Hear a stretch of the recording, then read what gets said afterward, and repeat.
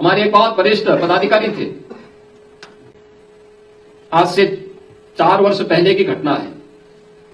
उत्तर प्रदेश विधानसभा के संचालन के साथ उनको जुड़ना था, लेकिन उनका स्वास्थ्य अचानक ऐसा लगने लग गया कि वह अब तबियत उनकी खराब हुई तब हुई।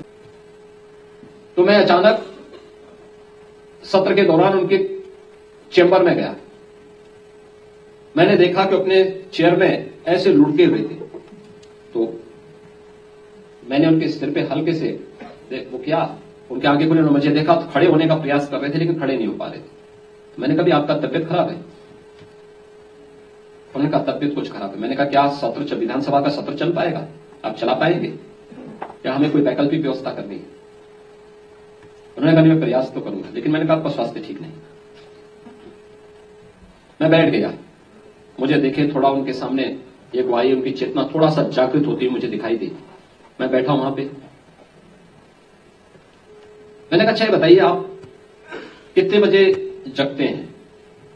उन्होंने कहा देखिए विधानसभा चल रही है तो 10 बजे सो के उठता हूं।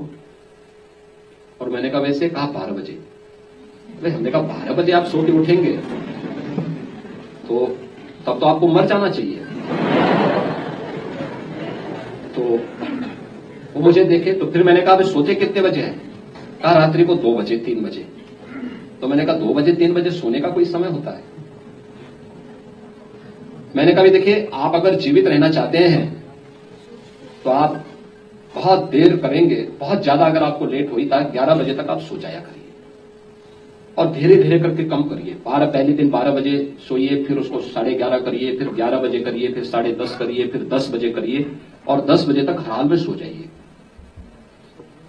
उन्होंने कहा मुझे लिखने का काम करना होता है। मैंने कहा लिखने पढ़ने का जो भी काम करना होता है उसके लिए आप ब्रह्म मुहूर्त में करिए काम। सुबह रात को जल्दी सोइए और सुबह जल्दी जगिए।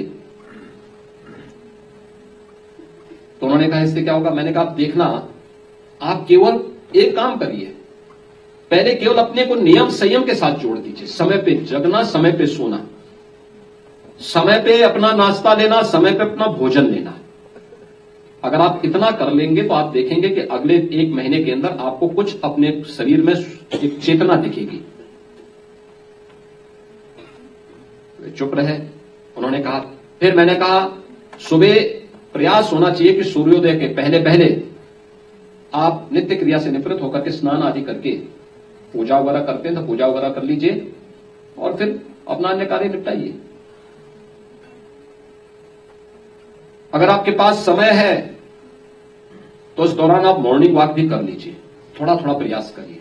अभी तो आप चल नहीं पाएंगे, कोई सहयोगी लीजिए आप। और फिर प्राणायाम का अभ्यास करिए। मैंने एक योग से जुड़े हुए प्रशिक्षक को उनके यहां पास भेजा।